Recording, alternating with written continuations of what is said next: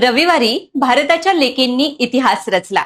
भारताने 1978 मध्ये पहिला महिला विश्वचषक खेळला होता आणि तेव्हापासून आतापर्यंत भारतीय संघाला एकही आयसीसी ट्रॉफी जिंकता आलेली नव्हती।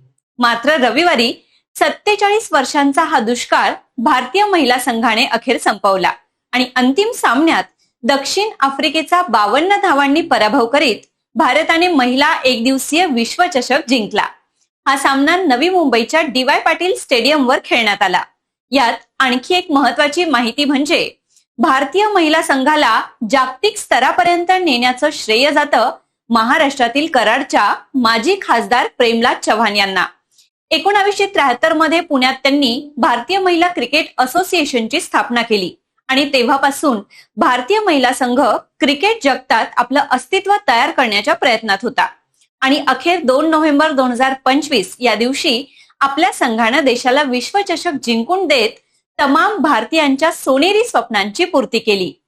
अशाच माहितीपूर्ण व्हिडिओसाठी इन्फिनिटी अकॅडमी या चॅनलला फॉलो करा, व्हिडिओला लाईक आणि शेअर करायला विसरू नका। धन्यवाद।